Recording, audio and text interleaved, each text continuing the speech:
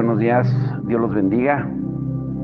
Bueno, pues le agradecemos a Dios por este día hermoso, maravilloso, porque hoy va a ser un día de bendición. Este es el día que Dios hizo, nos gozaremos, nos alegraremos en Él. Y recuerden que hoy, primeramente Dios y con su favor estaremos en el Cerezo 1000 con Rafa, Alfredo y yo. Y oren para que Dios nos abra puertas, porque hay una gran expectativa por la palabra ahí en ese lugar donde Dios ha abierto las puertas. Y también recuerden que hoy a las 7 estaremos llevando la palabra y algo más al hospital de Valle de Santiago a las 7 de la noche. Así es de que hoy, por fe, es un día de salvación para mucha gente que está expectante de la palabra, que está hambrienta de la palabra. Y oren para que Dios siga abriendo las puertas. Y precisamente de eso vamos a hablar hoy: el entendimiento y el testimonio. ¿Qué tiene que ver una cosa con la otra? El entendimiento y el testimonio. Pongan mucha atención, por favor. Renovar la mente, dice en Romanos 12:2 que renovemos la mente para que cambie nuestra manera de vivir. Pero renovar la mente no es simplemente leer palabras en una hoja y tener un momento de revelación acerca de un versículo en particular. Para muchas iglesias eso es lo que significa renovar la mente. Pero en el mejor de los casos, solamente la mitad de la ecuación. Porque la renovación que viene como revelación nos lleva a una nueva experiencia con Dios.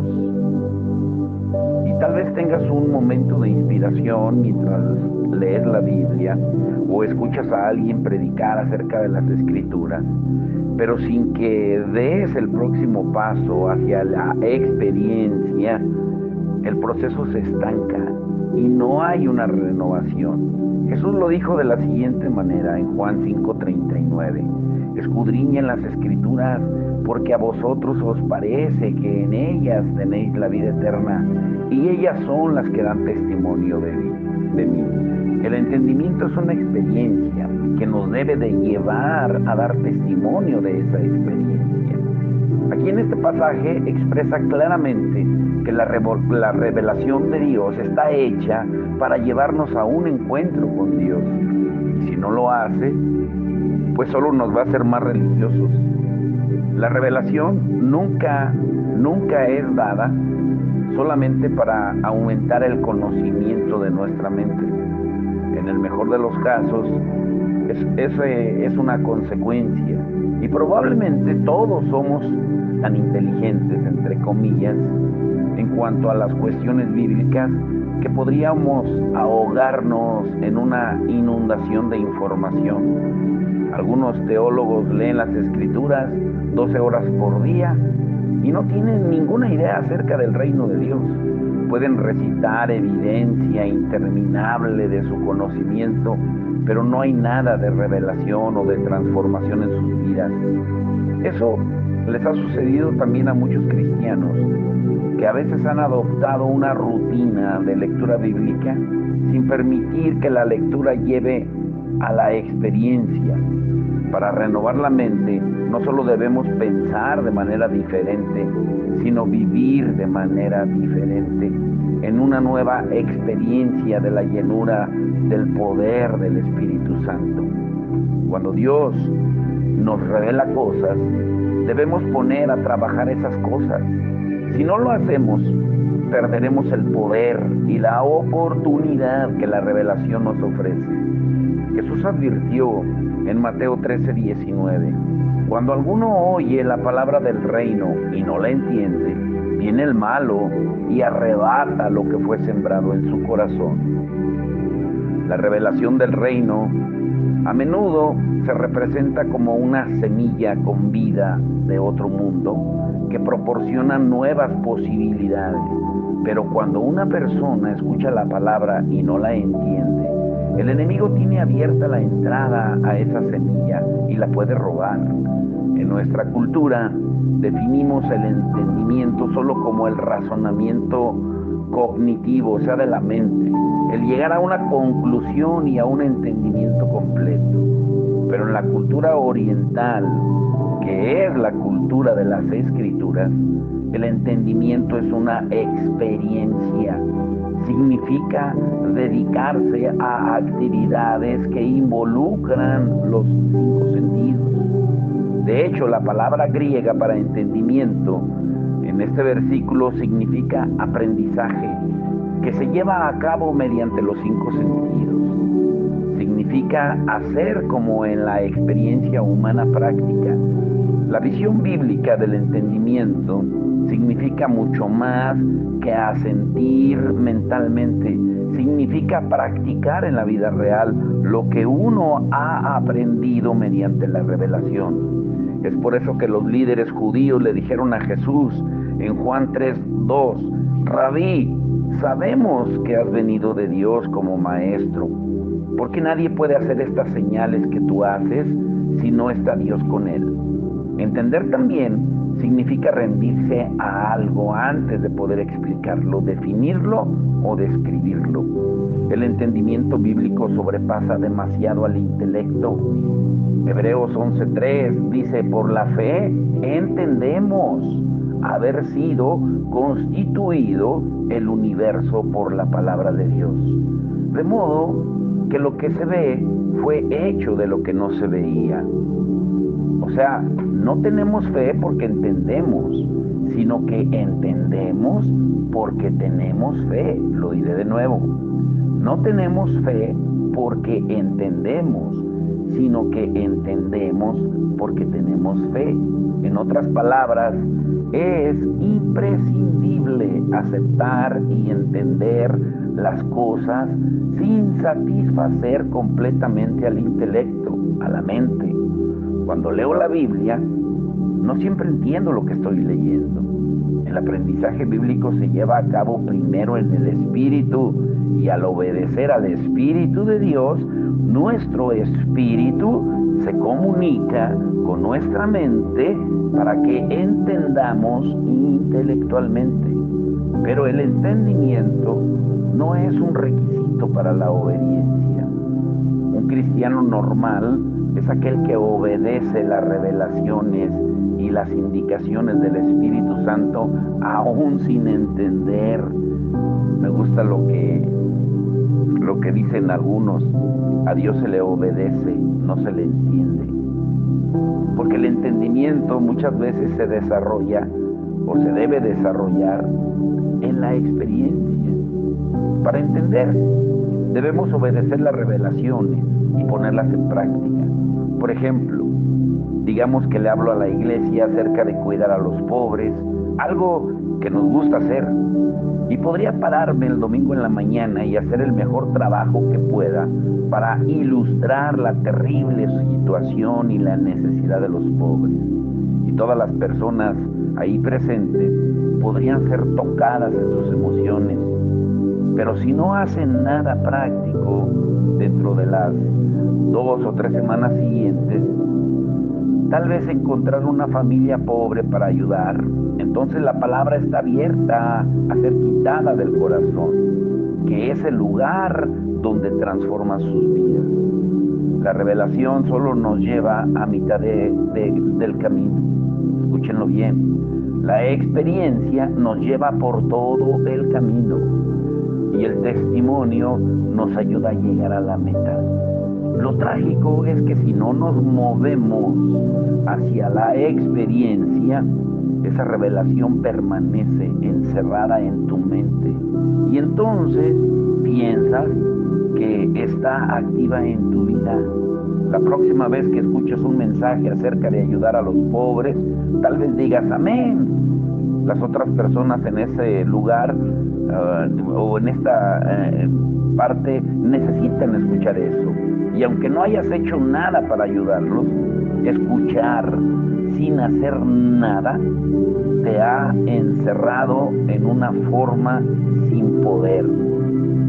Existen grandes audiencias, grandes multitudes, grandes denominaciones y movimientos que pelearían hasta la muerte para defender la sanidad divina, o la profecía, o muchas otras prácticas, o defender aún sus propias doctrinas, sus estatutos, sus mandamientos, pero que nunca ven que sucedan las manifestaciones de poder que Jesús habló, porque piensan ellos, bueno, yo entiendo el concepto, estoy de acuerdo con que eso suceda, si es la voluntad de Dios, Él sabe mi dirección y me puede dar esa gracia.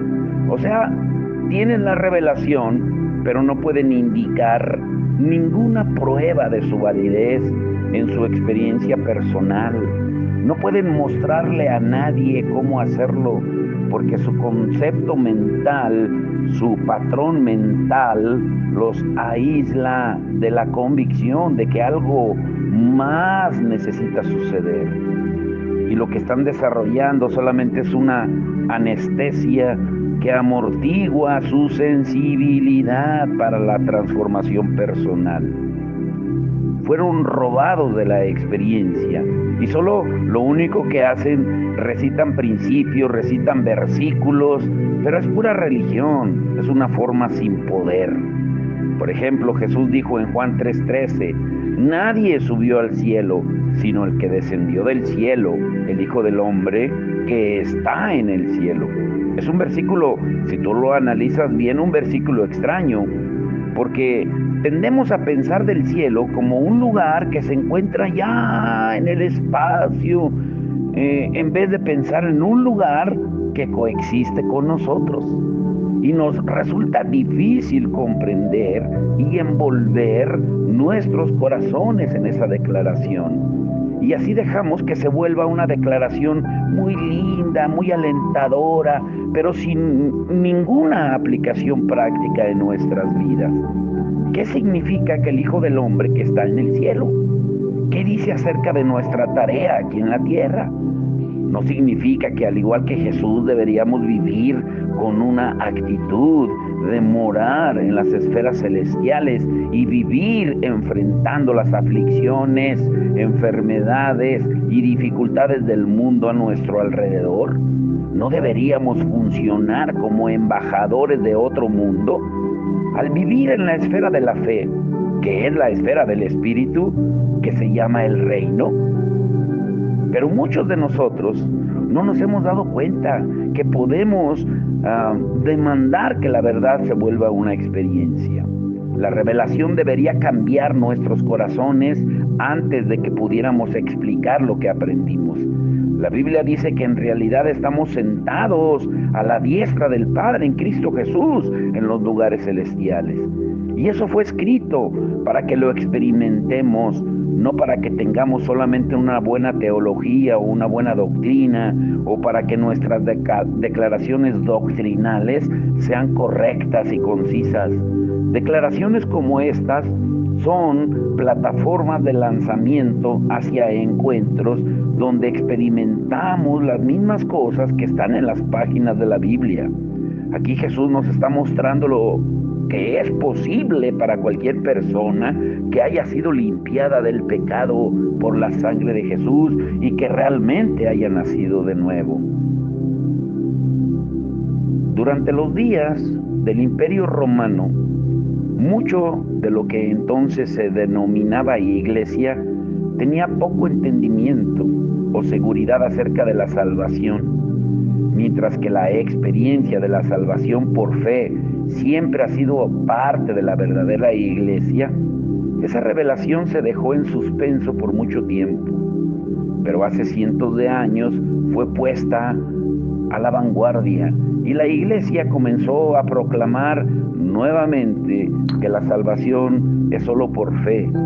Y aún así fue un proceso más prolongado de lo que es hoy en día. Muchos buscaban a Dios en oración y examinaban las Escrituras, a veces durante semanas e incluso meses, antes de tener la seguridad de que habían nacido de nuevo.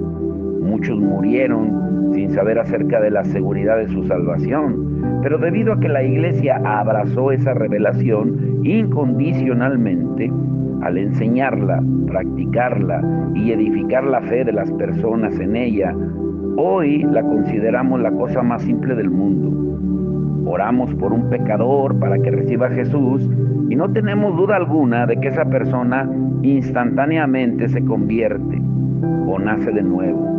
Muchos de nosotros no nos damos cuenta que ahora solo es fácil, entre comillas, porque las generaciones anteriores trabajaron para plantar y regar esa revelación al ponerla en práctica. Durante 2 siglos, la iglesia no ha perdido de vista el poder de la conversión. Lo ha enseñado, lo ha predicado, ha salido a las calles con él. Se han escrito cientos o miles de libros acerca de él. En la actualidad estamos sobre la ola de una herencia de fe que ha aumentado por muchas generaciones. Y algo similar sucedió con la adoración. Durante los últimos 100 años, la adoración ha cambiado considerablemente, porque solía ser formal y apagada, nunca personal en su expresión a Dios. Luego, ciertas iglesias y movimientos comenzaron a adorar de una manera pues más expresiva, con la voz en alto, las manos levantadas, expresiones que la mayoría de las corrientes dominantes de cristianos de la época rechazaron y ridicularizaron. Esos adoradores extremos pagaron el precio, pero hoy en día puedes ir casi a cualquier iglesia y ver a las personas exaltar el nombre de Jesús con las manos y las voces en alto, porque nuestro entendimiento de esa revelación ha venido a través de la experiencia y la práctica, el testimonio, y la mente de la iglesia ha sido renovada. La revelación de la sanidad, de la liberación, se encuentra en una trayectoria similar. Los cristianos son absolutamente responsables de traer sanidad divina y liberación de poder a las personas, de probar la voluntad de Dios, al alinear la realidad terrenal con lo que es verdad en el cielo, porque la sanidad, la liberación, los milagros, las maravillas son parte de la vida cristiana normal. Dios lo colocó en su libro, lo ilustró en la vida de Jesús, y Él nos mandó a copiar el modelo de lo que hizo Jesús. Entonces, ¿por qué nos resulta tan fácil? ¿Por qué nos resulta tan fácil estar completamente convencidos cuando oramos para que alguien sea salvo, que nuestra oración va a tener efecto? Y sin embargo, cuando oramos por sanidad o por liberación, nos cuesta creer que la persona va a ser sanada o liberada.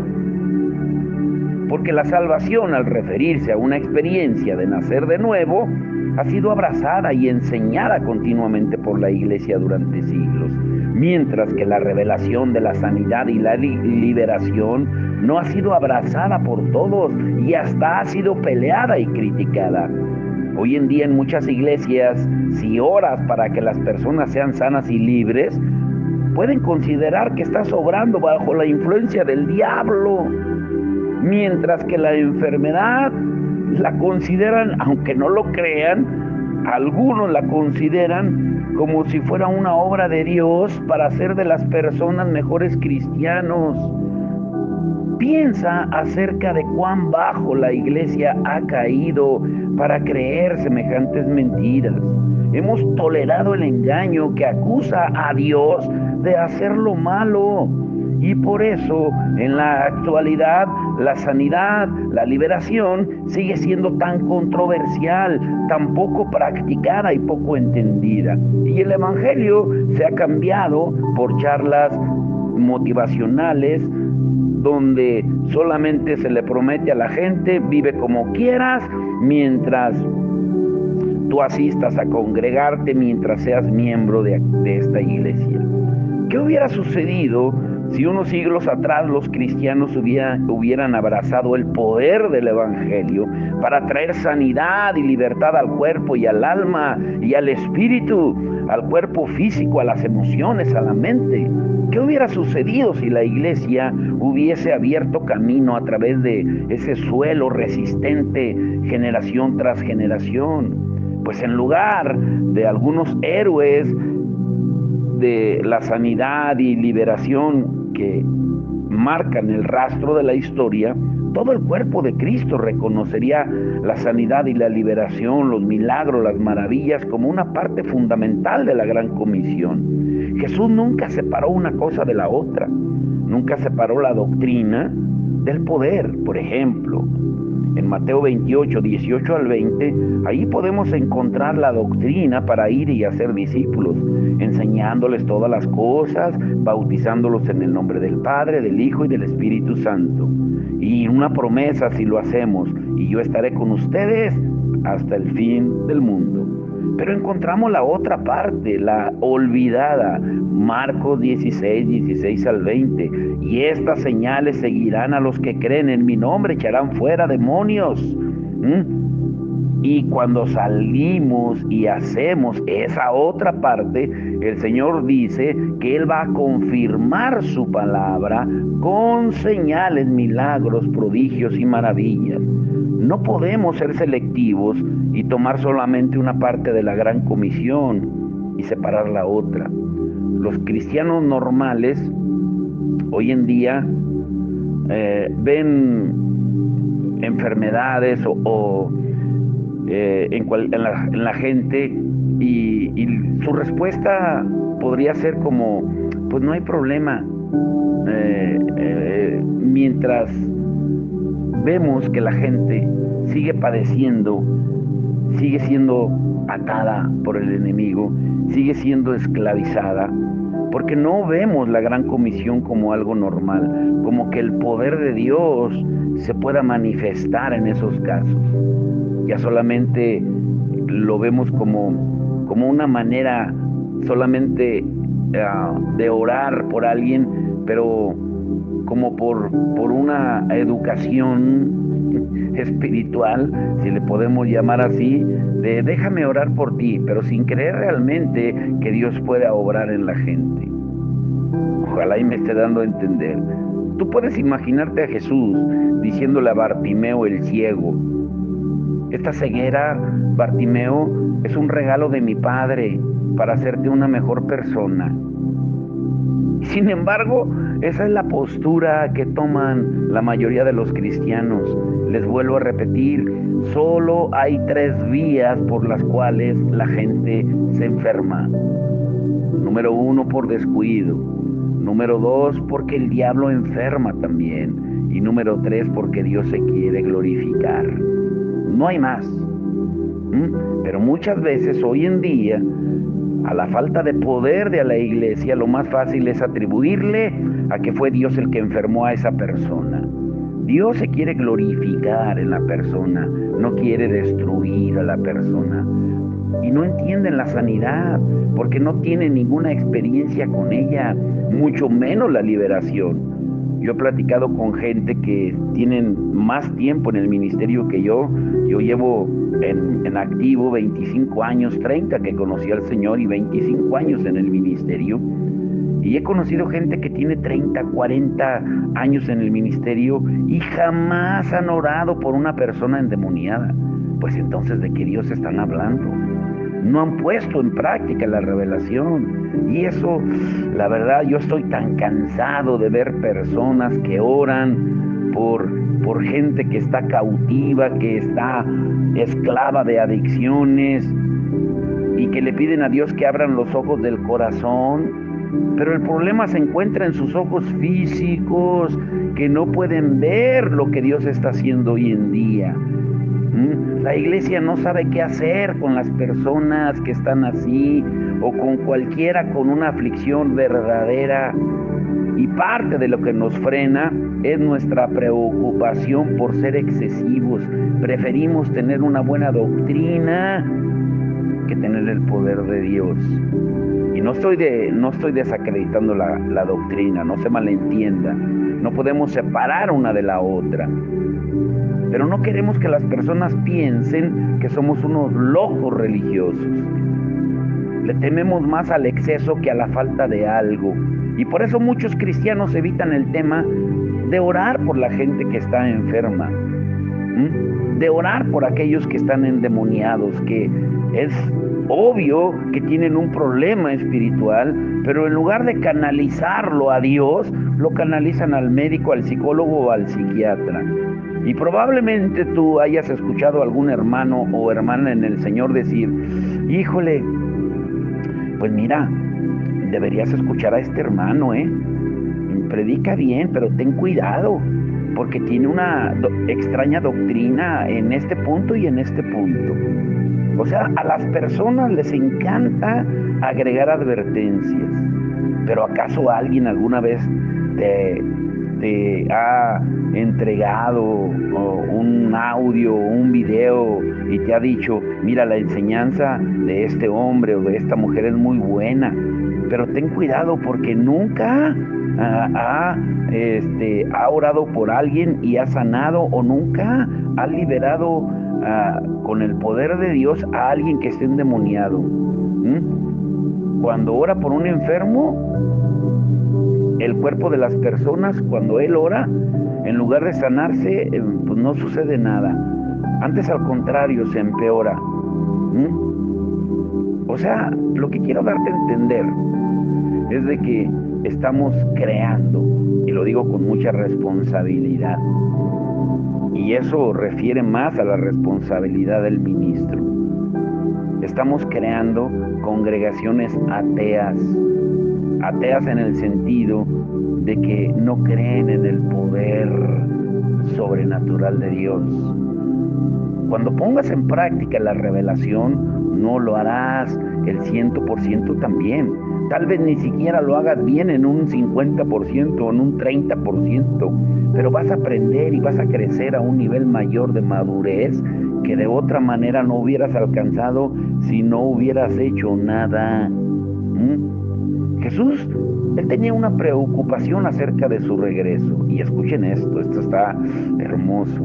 Y no era que tal vez encontraría a personas excesivas, sino que dijo, os digo que pronto les hará justicia, pero cuando venga el Hijo del Hombre, ¿hallará fe en la tierra? En Lucas 18:8. Cuando pones en práctica la revelación, lo que solía ser imposible comenzará a verse lógico. Tu área de fe se va a expandir. Esa revelación te llevará a una experiencia y te dará el poder para que puedas testificar como debes de hacerlo. Una parte que hemos olvidado es el poder del testimonio. Una de las influencias más fuertes de nuestra cultura hoy en día surge del valor que le damos a nuestro testimonio. Para nosotros el testimonio es más que alguien contando su historia en un escenario público. Eso es bueno y nos anima a todos. Pero existe una manera más expresa de vivir con ese maravilloso don. Los testimonios se preservan, se ensayan, se mantienen sinceros y se discuten en las conversaciones. Las historias de la intervención de Dios establecen un precedente legal para lo milagroso, porque establecen un entendimiento de su naturaleza y de su corazón y nos dan un elemento continuo para lo milagroso.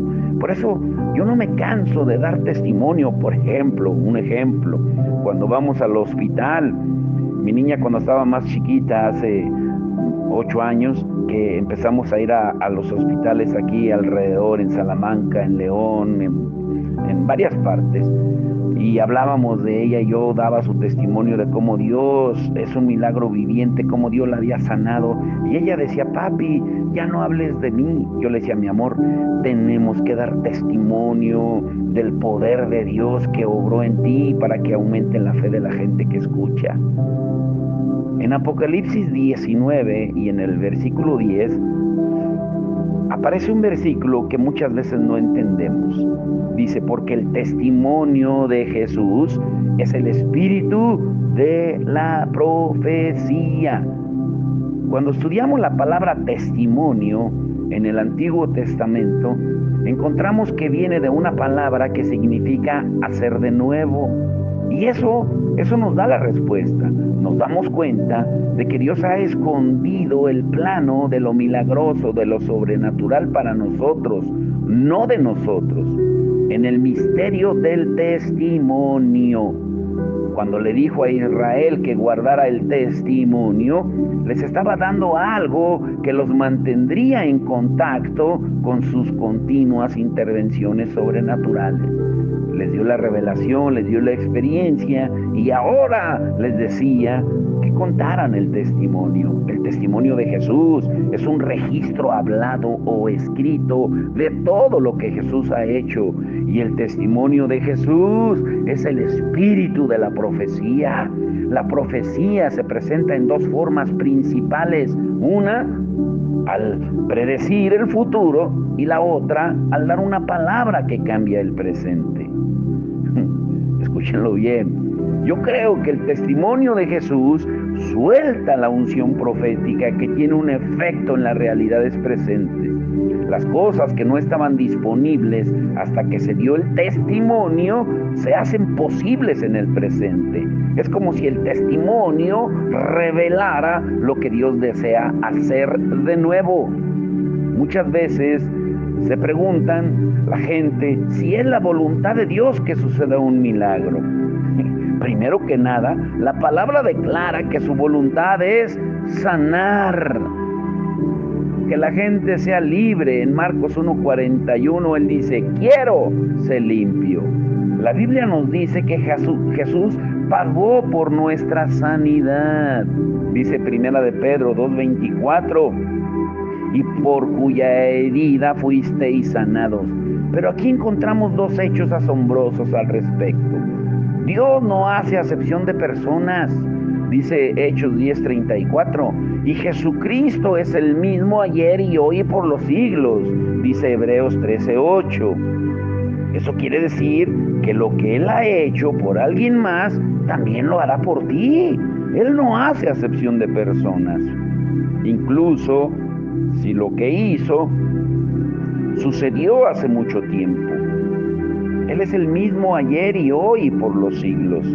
De manera que los testimonios revelan el corazón de Dios, porque establecen un precedente legal para los milagros.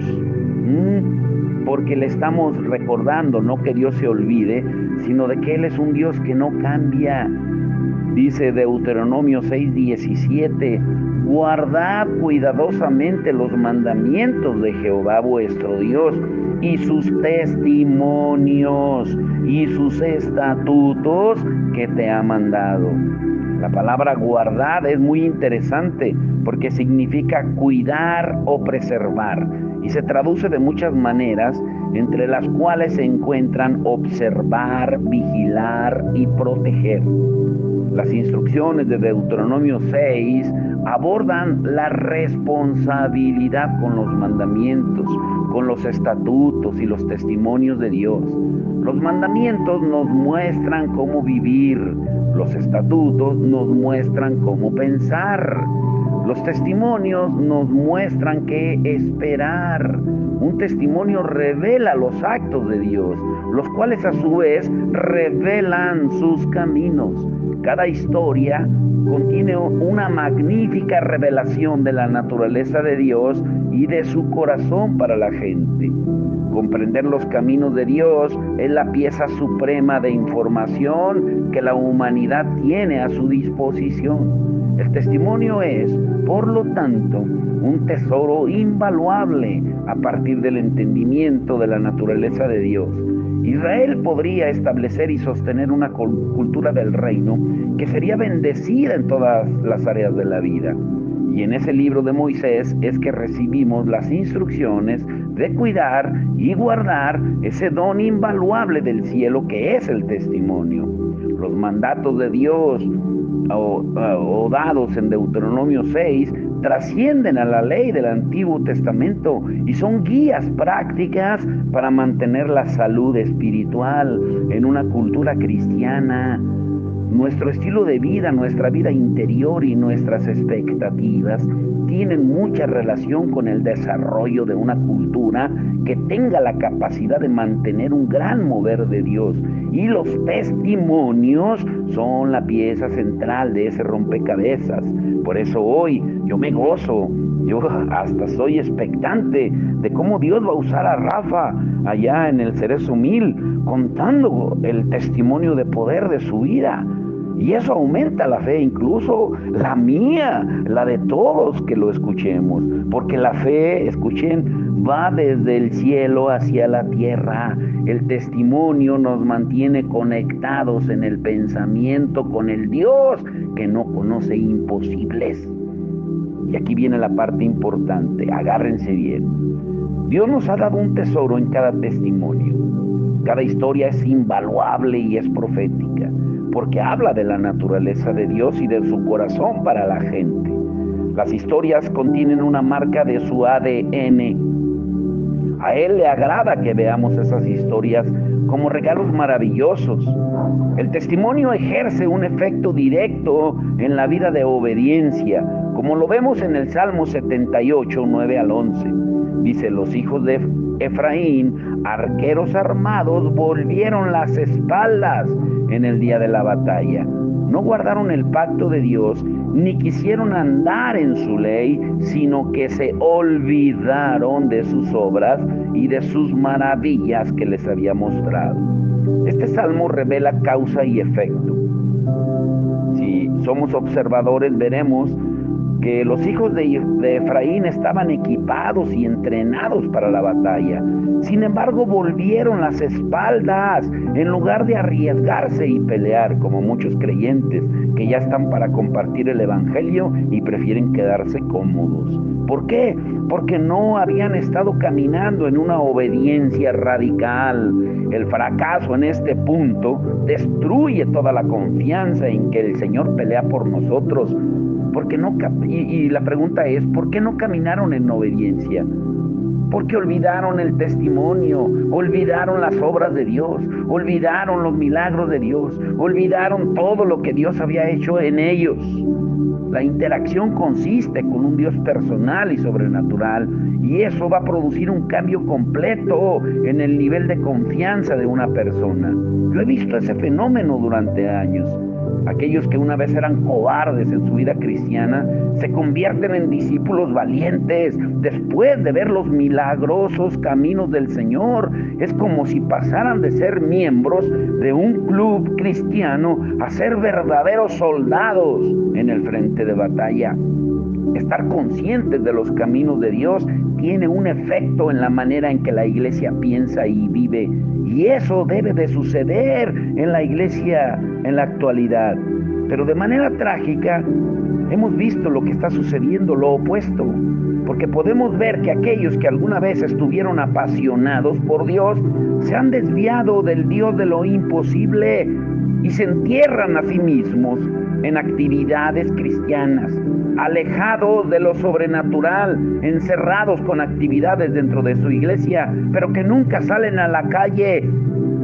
Así que los guerreros se desarman y pierden su poder a través de muchas actividades que no hacen nada para incrementar la demostración del poder de Dios a través de amar a los necesitados. Guardar el testimonio significa básicamente que preservamos diligentemente el registro de lo que Dios ha hecho en el pasado, hasta que se convierte en la lente a través de la cual vemos las circunstancias presentes. Y cuando vemos las circunstancias a través de la historia de la humanidad con Dios, lo imposible se transforma en oportunidades y lo trágico se convierte en ocasiones para la confirmación del Espíritu Santo. Cuando Israel olvidaba las obras de Dios, ellos comenzaban a decaer espiritualmente. Si continuamos con el Salmo 78, observamos este tema en los versículos 40 al 43. ¿Cuántas veces se rebelaron contra él en el desierto? Lo enojaron y volvían y tentaban a Dios y provocaban al Santo de Israel. No se acordaron de su mano, del día que los redimió de la angustia, cuando puso en Egipto sus señales y sus maravillas en el campo de Zoán. Israel le provocaba gran dolor y decepción al Señor cuando olvidaba sus intervenciones sobrenaturales. De alguna manera, mantener en mente sus caminos milagrosos cambiaba la manera en que vivían. Se convertía en un punto de referencia, algo así como el Polo Norte en todo su razonamiento. Esa manera sobrenatural de vivir debía mantenerse a través de la conversación, de la adoración, de la instrucción, todo en un esfuerzo por mantener el testimonio. Y quiero que te quedes con esto. Mañana continuaremos. Cuando olvidamos los milagros, escúchalo bien, lo diré muy lento. Cuando olvidamos los milagros, hablamos menos de ellos. Y cuando hablamos menos de ellos, los esperamos menos. Y si decaen nuestras expectativas de lo milagroso, finalmente los milagros van a desaparecer por completo de nuestra vida. Por eso yo tengo una convicción personal de parte de Dios que cada uno de los retrocesos de Israel pueden remontarse al tiempo en que dejaron de guardar el testimonio, porque se supone que permanecer conscientes del Dios que invade lo imposible los alejaría de los demonios, de la idolatría y de la rebelión. Pero el no poder guardar el testimonio elevó el estándar mental y emocional que los protegía de convertirse como las demás naciones. Una de las partes más interesantes de esta verdad acerca de guardar el testimonio se encuentra en la historia de Israel y el tabernáculo de Moisés. Dios le había dado a su pueblo maneras específicas de llevar a cabo las cosas, especialmente con respecto a la adoración. El objeto más importante del tabernáculo durante la época del templo era el arca del pacto. ¿Pero qué significaba? Mañana lo veremos. Quiero dejarlos con la expectativa. Vamos a orar y que hoy el Señor se glorifique con poder. Que el Señor haga su obra maravillosa en el Cerezo 1000 y en el Hospital de Valle de Santiago, con toda persona que el Señor ya haya dispuesto su corazón para que reciban la palabra. Padre, en el nombre de Jesús te damos gracias por este día hermoso y maravilloso. Gracias, Señor, porque tú, Señor, quieres que no solamente tengamos revelación y entendimiento, sino también que demos el testimonio para que no se apague lo que tú has hecho y lo que seguirás haciendo, porque tú eres un Dios que no cambia y que no cambiará jamás. Tu poder no se ha menguado ni se ha acabado, Señor. Señor, y hoy sabemos que tú te vas a glorificar en el Cerezo 1000, que vas a usar con poder a Rafa, que vas a usar con poder a Alfredo, que nos vas a usar, Señor, con el poder de tu Espíritu Santo para ser valientes tuyos, que hablen con denuedo, con valentía la palabra tuya, Señor. Porque no es con ejército ni con palabras, es con el poder de tu Espíritu Santo.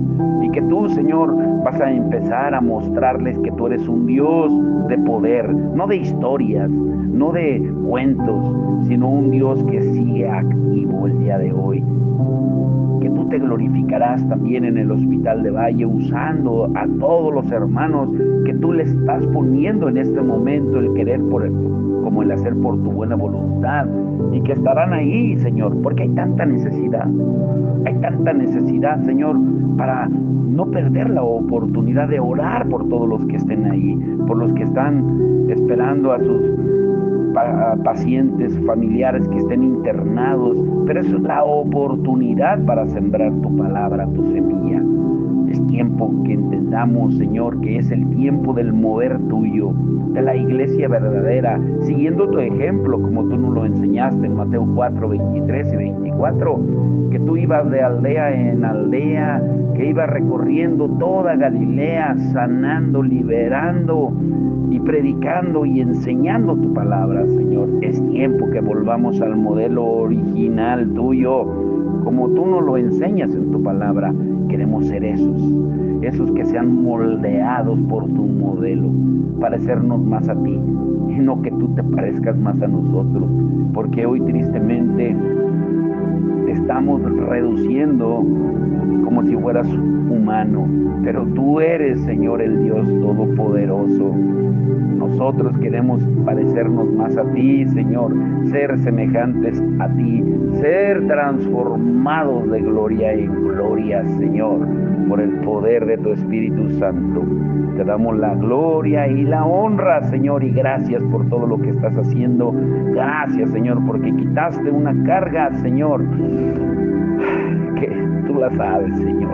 Te damos toda la gloria y la honra en el nombre de Jesús. Amén y amén.